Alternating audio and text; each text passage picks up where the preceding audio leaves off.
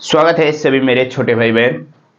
आज हम करेंगे प्रश्नावली 8.3 का कौन सा छठा नंबर क्वेश्चन करेंगे। केवल करेंगे एक क्वेश्चन, छोटा सा सेशन होगा हमारा। दो क्वेश्चन करने जाएंगे तो दो क्वेश्चन क्या तीन क्वेश्चन कर सकते हैं, कोई दिक्कत नहीं, लेकिन थोड़ा सा समय ज्यादा लग जाएगा। तो एक क्वेश्चन आज करते हैं हम कंप्लीट इस वीडियो में। तो देखिएगा क्वेश्चन क्या है हमारा। क्वेश्चन अच्छा क्वेश्चन है।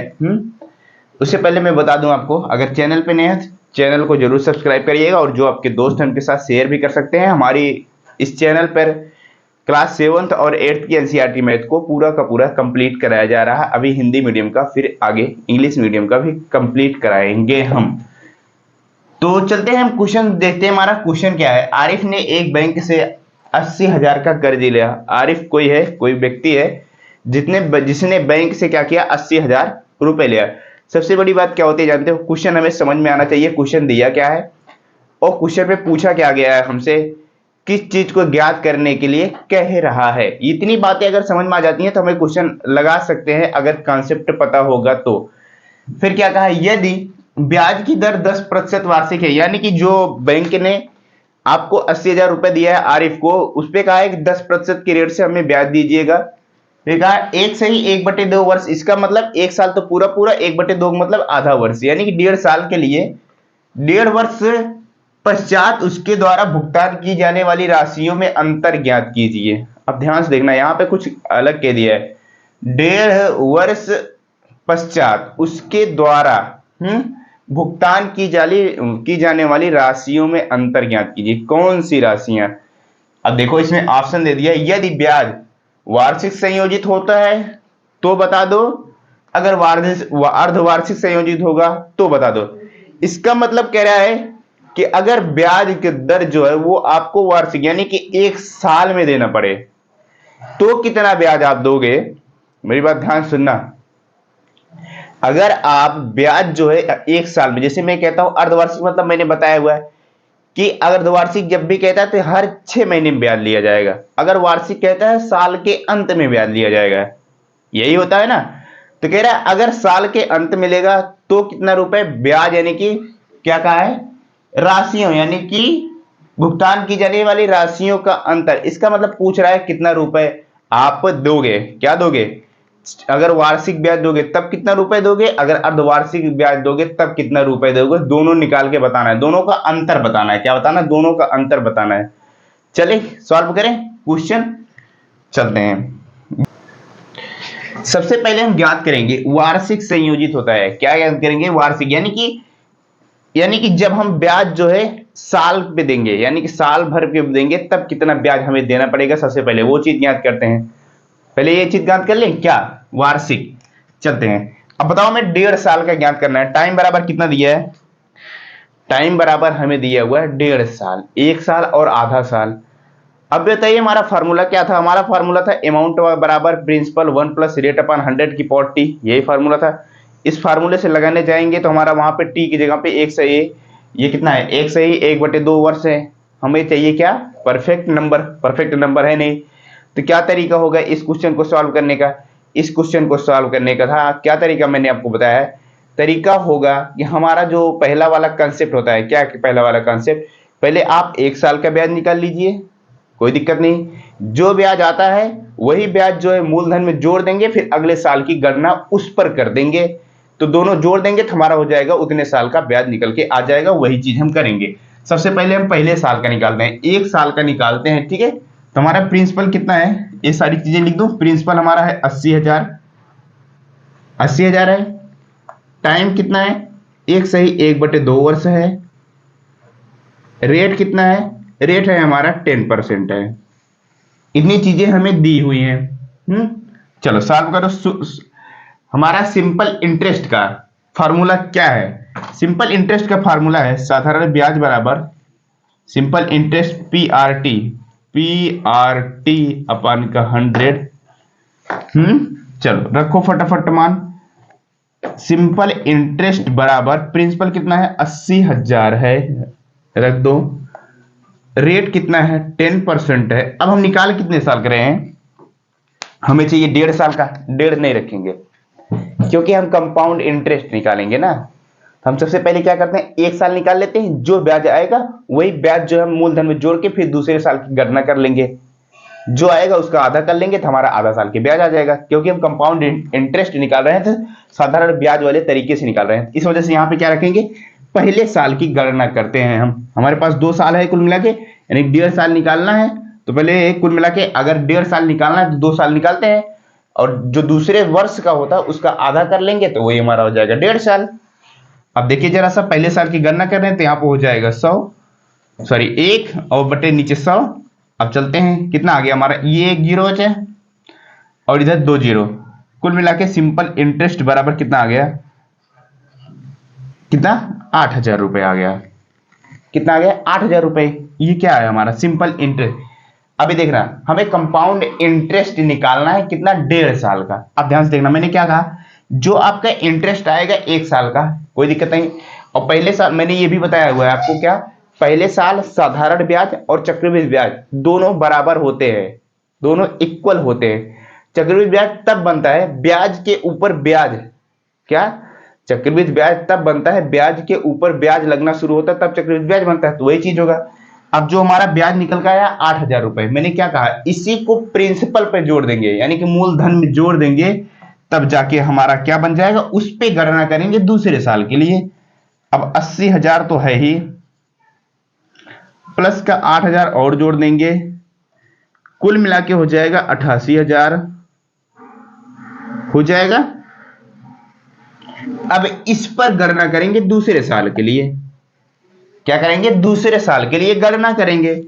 अब फिर से वही सिंपल इंटरेस्ट वाला फार्मूला, चलिए जी बिल्कुल, चलिए आ जाइए 8,000 सॉरी, अब जो हमारा प्रिंसिपल 80,000 था वो कितना बन गया, 88,000 रुपए बन गया हमारा, 88,000 रुपए बन गया। और रेट वही कितना जो है हमारे भाई, रेट कितना है हमारे पास 10%। और देखो हमको कहा है आधे, 1 साल के लिए तो मैंने निकाल लिया है, 1 साल का मैंने निकाला है कितना 8,000 रुपए है, हमको चाहिए और आधे साल का। एक काम करो, हमको नेक्स्ट साल के लिए चाहिए, क्या करते हैं हम, आधे साल को तो ऐसे निकाल नहीं पाएंगे, हम क्या करते हैं पूरे को पूरा निकाल लेते हैं, क्या साल भर का दूसरे साल का पूरा निकाल लेते हैं, उसमें 2 से भाग दे देंगे तो आधा हो जाएगा, वही चीज हम करेंगे। चलिए तो पूरा साल निकालते हैं दूसरे साल का, और बटे 100, ये जा जाएगा 0 से 0 कट जाएगा, ये कितना हो गया सिंपल इंटरेस्ट बराबर, जरा बताओ मेरे भाई, कितना 8,800 हो गया। अब क्या करेंगे, इसका आधा कर देंगे, ये तो दूसरे साल का पूरा ब्याज है, यानी कि दूसरे साल पूरा का पूरा ब्याज है, इसका आधा कर देंगे तो सिंपल इंटरेस्ट बराबर कितना हो जाएगा 44, यानी कि 4400 रुपए हो गया। अब बताओ 4400 रुपए हो गया, ये 4400 रुपए हो गया। अब क्या करेंगे मेरे भाई, ये जो 4400 रुपए आया है ना, ये आधे साल का ब्याज है दूसरे साल का। पहले साल का तो 8,000 रुपए निकल के आया, लेकिन दूसरे साल का कितना निकल के आया, दूसरे साल का निकल के आया 4400 रुपए। दूसरे साल का पूरा तो आया 8,800 रुपए, लेकिन उसका आधा कर दिया क्योंकि हमें चाहिए था आधा साल का, इस वजह से कितना हो गया 4400 रुपए। अब टोटल जोड़ देंगे तो हमारा पता चल जाएगा कितना ब्याज होगा। टोटल जोड़ दीजिए, टोटल जोड़ेंगे तो हम देखिए, ध्यान से देखिए कितना है 8,000 रुपए तो पहले साल निकल के आया, फिर आधे साल का कितना निकाला मैंने 4400 रुपए निकाला। अब इन दोनों को जोड़ लो जरा सा, 0 0 4 8 4 12, 12,400 निकल के आया। कितना आया 12,400 रुपए निकल के आ गया, किसका, ये आ गया हमारा कंपाउंड इंटरेस्ट 1.5 साल का। कितना आ गया 12,400 रुपए निकल के आ गया, क्या 1.5 साल का निकल के आ गया मेरे भाई, 1.5 साल का चक्रवृद्धि ब्याज निकल के आ गया हमारा। कितना 12,400 रुपए, 80,000 रुपए का कर्ज लिया तो 10% की दर से 1.5 साल में कितना रुपए देगा ब्याज 12,400।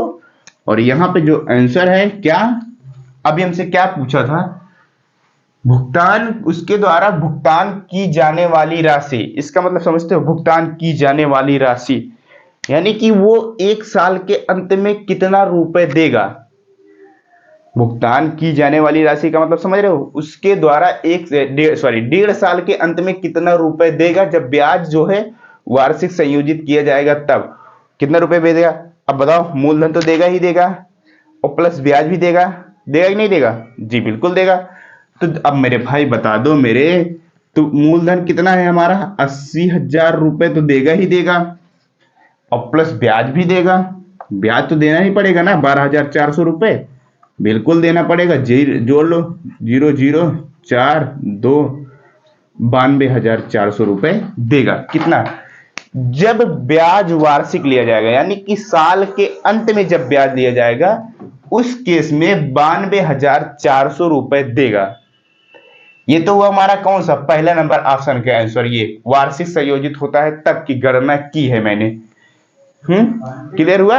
अब जो है वो दूसरे साल की गणना, यहां पे देखो, अभी दूसरा ऑप्शन दिया है अर्धवार्षिक संयोजित। अर्धवार्षिक संयोजित इसका मतलब क्या होता है?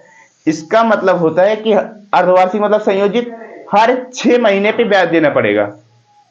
क्या? हर 6 महीने पे ब्याज देना पड़ेगा। अब बता दो मेरे भाई, ये चीज आप लिख लीजिए कॉपी में, आप अपनी कॉपी में ये सारी चीजें नोट डाउन कर लेंगे। अब हम पहला नंबर तो हमारा ऑप्शन हो गया, जब वार्षिक संयोजित होगा तो 92,400 रुपए देगा, एक आंसर ये हो गया। अब दूसरा वाला आंसर निकाल लेते हैं, जब अर्धवार्षिक देगा तब उस स्थिति में हम इसको मिटाते हैं पूरा का पूरा, उस स्थिति में निकालते हैं।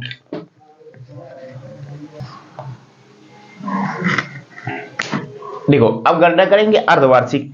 सबसे पहली बात आती है, ध्यान से देखना, जो हमारा ये चीजें रहेंगी प्रिंसिपल तो 80,000 रहेंगी, 80,000 रहेगा ये। ध्यान से देखना, मैंने क्या चीज बताया हुआ है आपको, मैंने बताया हुआ है जब भी ब्याज अर्धवार्षिक यानी कि अर्धवार्षिक के ज्ञात करना रहेगा और दर जो है आपको वार्षिक दिया रहेगा। क्या? दर आपको रेट वार्षिक दिया रहेगा क्वेश्चन में, और कहे गणना करने को बोलोगे अर्धवार्षिक जब बोलेगा, उस स्थिति में क्या करते हैं, उस स्थिति में हम करते हैं रेट का तो आधा करते हैं और टाइम का दुगुना करते हैं। कैसे? ध्यान से देखना, जैसे देखो हमारा टाइम बराबर कितना है, 1/2 वर्ष है कि नहीं है? बताओ मेरे भाई, 1/2 वर्ष है, इसका मतलब 1.5 साल है। अब मुझे बताओ, एक साल में कितना महीना होता है? एक साल में कितना महीना होता है? एक साल में होता है 12 महीना। कितना महीना होता है? 12 महीना। और जब दूसरे साल जाएंगे तो वहां पे कितना हो जाएगा? दूसरे साल में पूरा पूरा 12 महीना, लेकिन हमको चाहिए आधा, यानी कि 1.5 साल में कितना हो जाएगा? कुल मिला के 6 महीना। दूसरे साल में आधा, यानी कि आधा साल बोले तो 6 महीना। कुल मिला के कितना महीना हो गया? 18 महीना हो गया। 18 महीना हो गया। अब बताओ, 18 महीना हो गया और मैं ब्याज आपसे हर 6 महीने पे ले रहा हूं, हर 6 महीने पे ले रहा हूं, तो कितना आता है? कितनी बार आप ब्याज दोगे ये बताओ हमें। अगर मैं आपसे ब्याज हर 6 महीने पे ले रहा हूं तो कितनी बार आप ब्याज दोगे 18 महीने में? कितनी बार दोगे मेरे भाई? 3। 6 से काटोगे, 6 से काटोगे, हर 6 महीने पे ब्याज ले रहा हूं ना, कुल मिला के 18 महीना हो रहा है, 6 महीने ब्याज ले रहा हूं, 6 3 18। मैं ब्याज आपसे 3 बार लूंगा। कितना? 1.5 साल में ब्याज जो है 3 बार लिया जाएगा। इस वजह से क्या करते हैं, 1.5 का दुगुना, टाइम का क्या करेंगे? दुगुना कर देते हैं मेरे भाई। टाइम की जगह पे अब लिखेंगे हम 3, और रेट का क्या करते हैं? आधा कर देते हैं। रेट का कर देंगे आधा, जो कि हमारा 10% है, 10% का आधा करेंगे तो कितना हो जाएगा? वो हमारा 5% हो जाएगा। अब यही चीजें रख लेते हैं, हाँ, उसके बाद हम अपने फार्मूले से सॉल्व कर लेते हैं, हमारा आंसर आ जाएगा। चले, अमाउंट बराबर प्रिंसिपल का 1 प्लस का रेट का अपान 100 पावर टी, यही है हमारा फार्मूला। अमाउंट निकालेंगे हम। सबसे पहली बात तो प्रिंसिपल कितना होता है? 8,000 रुपए होगा कि नहीं होगा? सॉरी, 8,000 नहीं है, 80,000 है हमारा। 1 प्लस का रेट कितना है? 5% है, और बटे कितना है? 100 है, पावर टी बराबर तो 3 रखेंगे। अब हम जो क्वेश्चन हमारा 10 दिया था उसका रेट का आधा कर दिए हैं और टाइम का दुगुना कर दिए। 1.5 का, 1.5 में 2 से गुणा कराओ, 1 से ही 1/2 में 2 से गुणा कराओ, देखो 3 आता है, बिल्कुल आएगा। चलें अब सॉल्व करें। अमाउंट बराबर 80,000 को ऐसे रहने दो, फिर ये कितना हो जाएगा? 105/100 की घात 3 हो जाएगा, हो जाएगा। अब नेक्स्ट सॉल्व कर लेते हैं। अब इसको काटेंगे भी हम, 5 से काटूंगा, 5 दूनी 10, 5 से करना 5, सॉरी 2 बार ये भी जाएगा, 5 दूनी 10 और 5 से करना 5। अब चलिए इधर जरा सा, अमाउंट इज इक्वल टू 80,000, कितना 80,000। ये अब कोष्टक में हटाता हूं, 21/20 होगा। 21/20 की घात कितना है, 3 है। इसका मतलब 3 बार गुणा करा देंगे, 21/20, 21/20 और 21/20। अब ये एक जीरो से ये जीरो कटा, कुल मिलाकर नीचे 3 जीरो है तो 3 जीरो हमारे कट जाएंगे। और 2 गुणे 2 गुणे 2, 2 दूना 4 दूना 8 हो रहा है। 8 से डायरेक्ट हम इस 8 को काट देते हैं और ये सारे 2 खत्म हो जाएंगे और यहाँ पे बचेगा 1 जीरो, इसका मतलब 10 बचा। और 21 का अमाउंट बराबर क्या बचा हमारे पास को मिला के 10। 21 का 21 गुणा कराओगे 441 होता है, कोई दिक्कत नहीं। फिर से 21 में गुणा कराना पड़ेगा क्योंकि अभी हमारे पास एक 21 और है। करा ले गुणा, करा लीजिए बिल्कुल। 441 में 21 से गुणा कराएंगे, कितना हो जाएगा 441। और ये कितना हो जाएगा, 2 एक 2 और 2 चौक 8, 2 चौक 8, 1 4 2 6, 8 4 12 2 कैरी गया 1, 8 1 9, कितना आ गया 9,261 आ गया। कितना आ गया 9,261।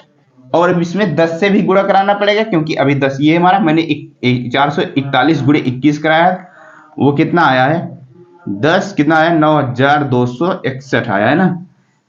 अब मेरे भाई क्या होगा, 10 से जब गुणा कराओगे तो 1 जीरो ऑटोमेटिक बढ़ जाएगा। अब कितना हो जाएगा 92,610 हो जाएगा। जैसे ही 10 से गुणा कराएंगे हम, ये हो जाएगा हमारा क्या अमाउंट। ब्याज निकालना रहेगा तो, अगर ब्याज निकालना रहेगा तो हमारा अमाउंट निकल का आया है। हम प्रिंसिपल में से यानी अमाउंट में से प्रिंसिपल घटा, इस 92,610 में से 80,000 घटा देंगे तो हमारा क्या आ जाएगा, जब अर्धवार्षिक रूप से संयोजित किया जाएगा ब्याज, उस स्थिति में क्या आ जाएगा, ब्याज निकल के आ जाएगा। लेकिन हमसे पूछा क्या है, हमसे पूछा है उसके द्वारा भुगतान की जाने वाली राशियों, यानी उसके द्वारा क्या राशि, यानी जब अर्धवार्षिक रूप से ब्याज अगर लिया जाएगा उस स्थिति में कितना दिया जाएगा, उस स्थिति में दिया जाएगा 92,610 रुपए।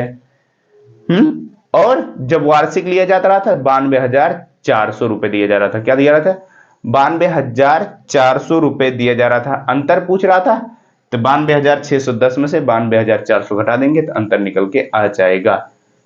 क्लियर हुआ, बताओ ये कौन सा छठा नंबर क्वेश्चन क्लियर हुआ क्या। एक क्वेश्चन हमारे थोड़े से पूरा चैप्टर कह रहे हैं, पूरी प्रश्नावली ही कठिन क्वेश्चनों से भरा पड़ा हुआ है। धीरे धीरे हम सीख रहे हैं एक एक क्वेश्चन को। चलते हैं नेक्स्ट वीडियो में मिलते हैं आपसे 7वें नंबर क्वेश्चन के साथ। तब तक के लिए बाय बाय, पढ़ते रहिए।